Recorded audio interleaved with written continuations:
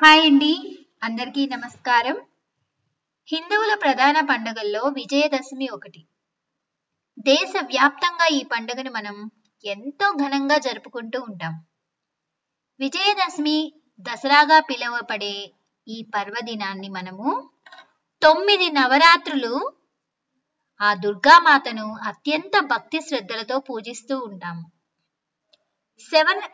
శరన్నవరాత్రుల్లో అమ్మవారిని ఒక్కో రోజు ఒక్కో రూపంలో అలంకరించి పూజిస్తారు. తొలి 3 రోజులు పార్వతీగా, ఆ తర్వాత 3 రోజులు లక్ష్మీదేవిగా, చివరి 3 రోజులు సరస్వతిగా ఆరాధిస్తాము. నవరాత్రుల్లో దేవిని పూజిస్తే 10 జన్మల పాపాలు తొలగిపోతాయని ప్రగాఢ నమ్మకం.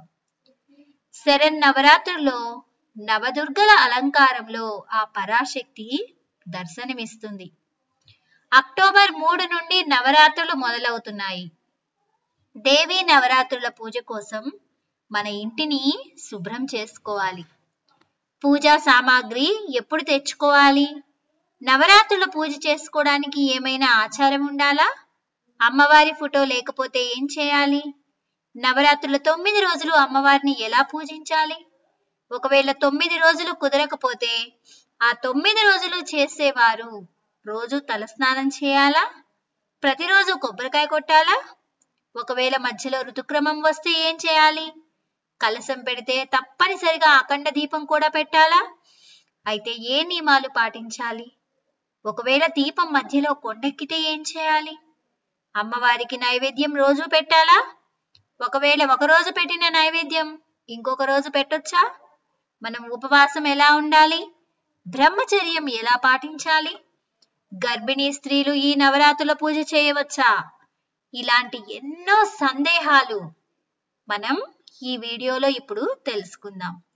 ఈ 2024 సంవత్సరంలో దేవీ నవరాత్రులు అనేవి ఎప్పుడు ప్రారంభమవుతాయి అంటే అక్టోబర్ 3 ప్రారంభమై అక్టోబర్ 11వ తేదీలో ఈ నవరాత్రులు ముగుస్తాయి. అక్టోబర్ 12వ తేదీన మనకి విజయదశమి అంటే దసరా పండుగ. అయితే అమ్మవారు ఈ 9 రోజులు కూడా 9 అవతారాల్లో దర్శనమిస్తారు. అయితే అమ్మవారు ఈ 9 రోజులు ఏ అవతారాల్లో దర్శనమిస్తారు? అమ్మవారికి ఏ నైవేద్యం చేయాలి? ఏ పూలతో పూజ చేయాలి? విజయదశమి రోజున అమ్మవారికి పూజ ఏ సమయంలో చేయాలి? వాహనాలకు పూజ ఎప్పుడు చేయాలి? అమ్మవారి అలంకరణలు ఏమిటి? అవన్నీ కూడా మనము ఇప్పుడు తెలుసుకుందాం. దేవీ శరన్నవరాత్రులు అంటేనే చాలా విశేషం. అమ్మవారి ఆజ్ఞ ఆశీర్వాదం లేకపోతే మనం ఆ అమ్మవారిని పూజించలేము. గట్టి సంకల్పంతో మనం ఆ అమ్మవారికి పూజ చేసుకోవాలన్న ఆతృత ఉంటే తప్పకుండా ఆ అమ్మ ఆశీర్వాదం మనకి లభిస్తుందన్నమాట. అయితే అమ్మవారికి పూజ చేయడానికి సంకల్పమే కాదండి, భక్తి శ్రద్ధలతో మనం అమ్మవారిని పూజించాలి.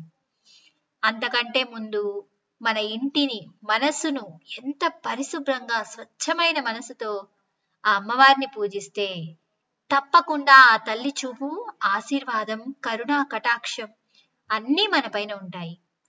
అందుకని ముందుగా మనం ఇంటినైతే శుభ్రం చేసుకోవాలి. దుమ్ము లేకుండా ఎంతో కళగా ఉండేలాగా మన ఇంటిని రెడీ చేసుకోవాలి. ఎందుకంటే ఆ అమ్మవారే మన ఇంటికి వచ్చేటట్లుగా మనము భావించుకోవాలి. కాబట్టి మొట్టమొదటిగా మనం ఇల్లు శుభ్రంగా పెట్టుకోవాలి. దేవీ నవరాత్రులు అనేవి 2024 అక్టోబర్ 3వ తేదీన గురువారం నుంచి ప్రారంభమవుతున్నాయి. కాబట్టి మీరు ముందుగానే ఇంటిని శుభ్రం చేసుకోవాల్సి ఉంటుంది.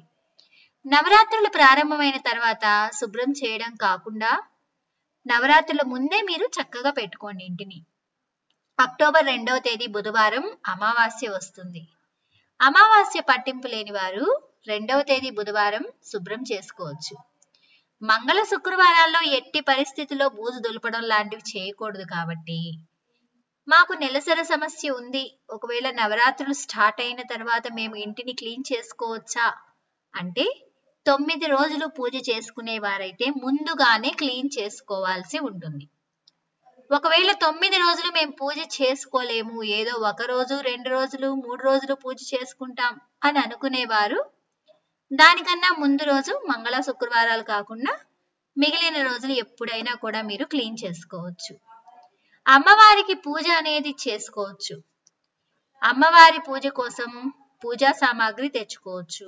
మేము ఇంతవరకు ఎప్పుడూ చేయలేదు, మేము కొత్తగా అమ్మవారిని పూజించాలి అనుకుంటున్నాం అనుకునేవారు కూడా మీరు అమ్మవారిని పెట్టుకొని పూజలైతే చేసుకోవచ్చు. అయితే ఇలా ఒక సంవత్సరం అమ్మవారిని పూజించిన తర్వాత మరి ప్రతి సంవత్సరం అమ్మవారిని పూజించాలా? ప్రతి సంవత్సరం చేసుకుంటే అది మీకు శుభమేనండి. అమ్మవారి చల్లని చూపు ఎప్పుడూ కూడా మీపై ఉంటుంది. అలా కాకుండా ఆటంకం వచ్చింది మరి పర్వాలేదా అంటే పర్వాలేదు. మీరు పూజ ఎందుకు చేసుకోలేకపోతున్నారో అమ్మవారికి చెప్పుకోండి, సరిపోతుంది. అయితే అమ్మవారికి పూజ చేసుకోవడానికి అమ్మవారి ఫోటోని తప్పకుండా పెట్టుకోవాలా? మా దగ్గర లేదు, ఫోటో ఏం చేయాలి అంటే పూజ చేసుకోవడానికి దుర్గాదేవి అమ్మవారిని పెట్టుకుంటారు. అయితే కొంతమంది పులిపై కూర్చున్న అమ్మవారిని పెట్టుకుంటూ ఉంటారు. పులిపైన కూర్చొని ఉన్న అమ్మవారిని అయితే ఇంట్లో పెట్టుకోరు. అయితే ఇలా పెట్టుకోకూడదని ఏమీ లేదు, కానీ ఇలా పులిపై కూర్చున్న అమ్మవారు ఉగ్ర రూపంతో ఉంటారని అమ్మవారిని ఇంట్లో పెట్టుకోకూడదని నమ్ముతారు. ఆ అమ్మవారు శత్రువుల పైన ఆగ్రహంతో ఉంటారు, కానీ తన బిడ్డల పైన కాదు. ఆ అమ్మలగన్న అమ్మ ముగురమ్మల మూలపుటమ్మ. మనం అమ్మగా ఒక తల్లిగా భావించి పూజిస్తున్నాం కాబట్టి ఆ తల్లి చల్లని చూపు ఎప్పుడూ మన పైన ఉంటాయి. ఇక దుర్గాదేవి విగ్రహాలన్నీ కూడా పూజలో పెట్టుకొని పూజలు చేసుకోవచ్చు. కొంతమంది పులిపై కూర్చున్న అమ్మవారు పెట్టుకోవడం, అది వాళ్ళు ఇంట్లో పెద్దలు చెప్పిన కారణంగా పెట్టుకోవడం అయితే ఇష్టం ఉండదు కొంతమందికి.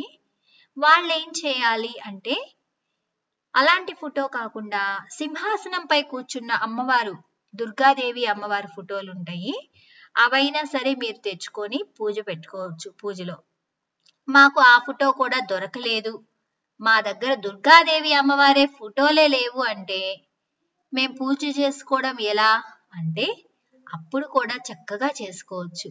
ఎలా అంటే 9 రోజులు 9 అలంకారాల్లో దర్శనమిస్తారు అమ్మవారు కాబట్టి 9 రోజుల్లో ఏ అలంకారంలో ఉన్న అమ్మవారినైనా సరే మీరు పూజలో పెట్టుకొని పూజ చేసుకోవచ్చు. లలితాదేవి అమ్మవారిని గాని, లక్ష్మీదేవి అమ్మవారిని గాని, సరస్వతీదేవి అమ్మవారిని, పార్వతీదేవి అమ్మవారిని గాని ఇలా ఏ ఫోటో ఉంటే ఆ ఫోటో పూజలో పెట్టుకొని పూజలు చేసుకోవచ్చు. ఇంకా తర్వాత నవరాత్రులు 9 రోజులు అమ్మవారిని పూజించాలా అని అంటే 9 రోజులు ఆ అమ్మవారికి పూజ చేసుకొని సేవ చేసుకుంటే ఆ అవకాశం, అదృష్టం మీకు ఉంటేనే అమ్మవారికి ప్రేమ అనేది చేసుకోగలరు మీరు. నిజంగా 9 రోజులు పూజ చేసుకుంటే చాలా చాలా మంచిది. ఒకవేళ 9 రోజులు మాకు కుదరదు అనుకునేవారు నవరాత్రులు మొదటి 3 రోజులైనా సరే పూజ చేసుకోవచ్చు, లేదా చివరి 3 రోజులైనా కూడా పూజ చేసుకోవచ్చు. అంటే చివరి 7వ రోజు, 8వ రోజు, 9వ రోజు ఇలా ఈ 3 రోజులు చేసుకుంటే చాలా మంచిది. మాకు ఈ 3 రోజులు కూడా కుదరదు అని అనుకునేవారు కనీసం అమ్మవారికి ఒక్క రోజైనా భక్తి శ్రద్ధలతో పూజిస్తే ఆ అమ్మవారి ఆశీర్వాదం మీకు లభిస్తుంది. 9 రోజుల్లో ఏ రోజు పూజ చేసుకోవాలి అంటే నవరాత్రుల మొదటి రోజు గాని, దుర్గాష్టమి రోజు, మహానవమి గాని మీరు పూజ చేసుకుంటే చాలా మంచిది. మాకు ఈ నవరాత్రుల్లో ఏ రోజు కూడా పూజ చేసుకోవడానికి కుదరదు అనుకునేవారు ఒక్క రోజైనా నిండు మనసుతో అమ్మవారికి పూజ చేసుకోండి. లేదా ఆ అమ్మవారి ఆలయానికి వెళ్ళినా సరే పూజ చేసుకొని ఆ అమ్మని దర్శించుకోండి.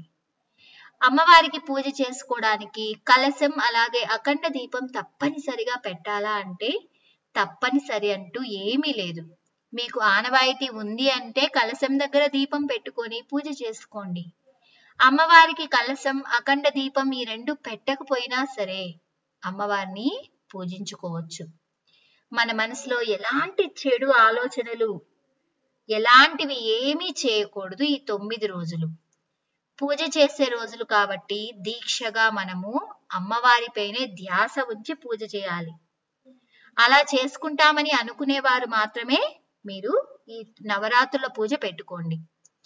అంత నియమ నిష్ఠతో చేయలేము అనుకునేవారు అమ్మవారి ఫోటో పెట్టుకొని జస్ట్ మీరు నార్మల్ గా అయినా పూజ చేసుకోవచ్చు.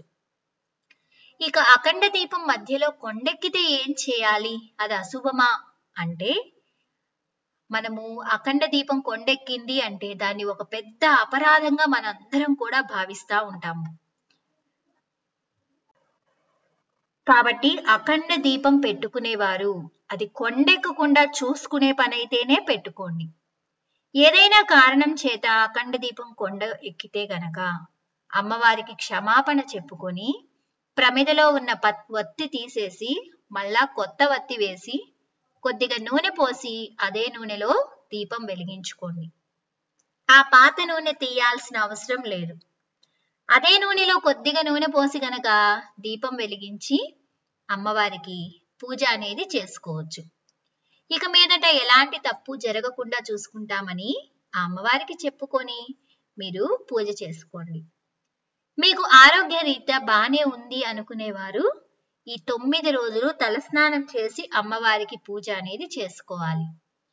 మీకు ఆరోగ్యం సహకరించలేదు, బాగుండదు అని అనుకునేవారు ప్రతిరోజైనా సరే మీరు తలస్నానం తప్పించి ప్రతిరోజైనా సరే తలస్నానం చేసి అమ్మవారికి పూజ చేసుకోవచ్చు అన్నమాట.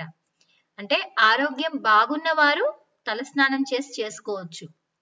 అమ్మవారి పూజలో రోజు కొబ్బరికాయ కొట్టాలా అంటే 9 రోజులు 9 కొబ్బరికాయలు మీరు కొట్టాలి అనుకుంటే మాత్రం 9 కొబ్బరికాయలు కొట్టుకోండి. అలా ఏం లేదు అనుకునేవారు మీరు మీ దగ్గర ఎప్పుడు కొబ్బరికాయ ఉంటే అప్పుడు కొట్టుకోవచ్చు, పర్వాలేదు. అమ్మవారి పూజలు అయితే మొదలు పెట్టాము, మాకు మధ్యలో నెలసరి సమస్య వచ్చింది, మేమేం చేయాలి, అమ్మవారి పీఠం దగ్గర గాని పూజ దగ్గర గాని చుట్టుపక్కలకు రాకుండా ఉంటాము అని అనుకుంటే మీ ఇంట్లో వారి చేతైనా కూడా పూజ అనేది కొనసాగించవచ్చు. ఎవరు చేసేవాళ్ళు లేకపోతే ఇక మీరు పీఠాన్ని ఎత్తివేయడం మంచిది. మీకు ఏదో 5వ రోజు స్నానమైన తర్వాత ఇంకా నవరాత్రులు మిగిలి ఉన్నట్లయితే అమ్మవారికి పూజను కొనసాగించుకోండి. ఎందుకంటే అమ్మవారికి ఇలా మైలు గాని అది ఎట్టి పరిస్థితుల్లో తగలకూడదన్నమాట. నైవేద్యం రోజు పెట్టాలా, ఒకరోజు పెట్టిన నైవేద్యం మళ్ళీ పెట్టొచ్చా అనే సందేహం ఉంటుంది కదా. ఏ దేవతామూర్తులైనా సరే నైవేద్యం లేనిదే పూజ సంపూర్ణం కాదు. ఒక చిన్న బెల్లం ముక్క అయినా సరే పెట్టి మనం పూజను అనేది చేసుకోవాలి. అయితే 9 రోజులు 9 రకాల నైవేద్యాలతో అమ్మవారిని పూజిస్తాము. మీకు నైవేద్యాలు పిండి వంటలు అన్నీ కూడా మాకు బాగా తెలుసు, చేయగలం అనుకునేవారు 9 రకాల పిండి వంటల నైవేద్యాలు చేసి అమ్మవారికి నివేదన చేయవచ్చు. ఇక ఏమి చేయలేని వాళ్ళు ఏది చేయగలిగితే అది నైవేద్యం పెట్టొచ్చు. పులిహార మాత్రమే చేయడం వచ్చనుకునేవారు ఆ పులిహారే రోజు అమ్మవారికి నైవేద్యంగా పెట్టండి, ఏమి పర్వాలేదు. అమ్మవారికి ఆడంబరం లేకుండా ఉన్న పూజ చేసుకునే వాళ్ళంటేనే చాలా ఇష్టం. ఇంకా పరమాన్నం, పులిహార, వడపప్పు, చలిమిడి, పానకం, బెల్లం ఇవి కూడా అమ్మవారికి చేసి నైవేద్యంగా పెట్టి పూజ చేసుకోవచ్చు. అమ్మవారికి పూజ చేస్తే కనుక 9 రోజులు ఉపవాసం ఉండాలని అనుకుంటే మీరు అమ్మవారికి 9 రోజులు పూజ చేసుకుంటామని అనుకునేవారు, ఉపవాసం ఉంటామని సంకల్పం తీసుకున్నవారు 9 రోజులు ఉపవాసం ఉండి అమ్మవారిని పూజించాల్సి ఉంటుంది. పైగా ఉపవాసంతో అమ్మవారిని పూజిస్తే ఇంకా చాలా మంచిదన్నమాట. ఉదయం నుండి సాయంత్రం వరకు ఉపవాసం ఉండి సాయంత్రం భోజనం చేయవచ్చు. మధ్య మధ్యలో మీరు మంచినీళ్లు, మజ్జిగ, కొబ్బరి నీళ్లు ఇలాంటివి ఏవైనా తాగొచ్చు అన్నమాట. ఇంకా ఉండలేము అనుకునేవారు కనీసం అమ్మవారికి ఉదయం వేళలో పూజ చేసుకుంటారు కదా, ఆ పూజ అయ్యేంత వరకైనా సరే ఏమీ తినకుండా పూజ చేసుకోండి. మీరు ఏమైనా ఆ తర్వాత తినండి. ఉపవాసం ఉంటేనే అమ్మవారికి పూజ చేసుకోవాలనేది ఏమీ లేదు. కొంతమందికి ఆరోగ్యం సహకరించదు కానీ అమ్మవారికి పూజ చేసుకోవాలని ఆశ అయితే ఉంటుంది కదా, అలాంటి వారు ఉపవాసం లేకపోయినా సరే అమ్మవారికి పూజ అనేది చేసుకోవచ్చు. నవరాత్రుల పూజ చేసుకునేవారు బ్రహ్మచర్యం పాటించాలా అంటే పీఠం వేసిన అమ్మవారికి 9 రోజులు పూజ చేసుకుంటాము, దీక్షతో పూజ చేసుకుంటాము అనే సంకల్పం తీసుకున్న వారు ఖచ్చితంగా బ్రహ్మచర్యం అనేది పాటించాలి. మంచం పైన పడుకోవడం, కూర్చోవడం ఇలాంటివి ఈ 9 రోజులు అస్సలు చేయకూడదు. నేలపైనే పడుకోవాలి. దీక్ష చేయలేని వారు కూడా పాటించాలా అంటే మీరు అవసరం లేదు. నిత్య పూజలాగానే అమ్మవారికి కూడా పూజలు అనేది చేసుకోండి. కానీ మాంసాహారం లాంటివి మాత్రం తినకుండా ఉంటే సరిపోతుంది. నవరాత్రుల పూజను గర్భిణీ స్త్రీలు చేయొచ్చా అంటే 6వ నెల వచ్చేంత వరకు చేసుకోవచ్చు. 6వ నెల ముగిస్తే మాత్రం ఎట్టి పరిస్థితుల్లో చేసుకోకూడదు. 6వ నెలలో ఉన్నవారు పూజ చేసుకోవచ్చు. కానీ మీరు 9 రోజులు కాకుండా ఏదో ఒక రోజు మాత్రం మనస్ఫూర్తిగా అమ్మవారికి పూజ అయితే చేసుకోండి. ఎందుకంటే 6వ నెల అంటేనే కొంచెం మనం ఎక్కువ పనులైతే చేయలేం కాబట్టి ఒక్కరోజు పూజ చేసుకొని అమ్మవారికి దండం పెట్టుకోండి. అంతా సవ్యంగా జరిగి నా బిడ్డ ఆరోగ్యంగా ఉండాలి, మళ్ళీ ఈసారి నవరాత్రులు నేను బాగా చేసుకుంటానమ్మా అని చెప్పుకోండి. అమ్మవారిని ఒకసారి పూజలో పెట్టిన తర్వాత పూజ ఎన్ని రోజులు చేస్తామో అన్ని రోజులు కూడా అమ్మవారి ఫోటో గాని విగ్రహాన్ని కానీ కదపకూడదు. మనం అమ్మవారికి పువ్వులతో అలంకరణ చేసేటప్పుడు ఫోటో చిన్నగా కదులుతుంది అమ్మవారి ఫోటో, మరి అలా కదలొచ్చా అంటే అలా కదలొచ్చండి, పర్వాలేదు. కానీ అమ్మవారి ఫోటోని పైకి ఎత్తడం గాని పక్కన పెట్టడం గాని చేయకూడదు. దుర్గాదేవి అమ్మవారిని ఎవరు పూజించాలి? ఆడవారు పూజ చేయాలా, మగవారు పూజ చేయాలా అంటే ఎవరైనా సరే, చిన్నవాళ్ళు పెద్దవాళ్ళు ఎవరైనా పూజ చేయవచ్చు. వితంతువులు కూడా పూజ చేయవచ్చు. అంటే దాంట్లో ఎలాంటి తప్పు లేదనమాట. అమ్మవారికి పూజ చేసేటప్పుడు మాత్రం కుంకుమ పూజ మాత్రం చేయకూడదు. అలాగే ఏటి సూతకంలో ఉన్నవారు అమ్మవారిని పూజించవచ్చా అంటే పూజ చేయకూడదు. కొంతమంది ఇంట్లో దీపారాధన చేస్తుంటారు కానీ మామూలుగా దీపం వెలిగించి దండం పెట్టుకోండి అలాంటి వాళ్ళు. అంతే తప్ప కొబ్బరికాయ కొట్టడం లాంటివి, అమ్మవారికి పూజ చేయటం లాంటివి ఏమీ చేయకూడదనమాట. అమ్మవారి పూజలో రోజు గణపతిని పెట్టి పూజించాలా అంటే ఆదిదేవుడు వినాయకుడు కాబట్టి రోజు వినాయకుడిని పూజ చేసిన తర్వాతే అమ్మవారికి పూజలు అనేవి చేయాలి. ఇవండి దేవీ నవరాత్రుల పూజా విధానం గురించి మొత్తం కూడా ఈ వీడియోలో చెప్పుకున్నాము.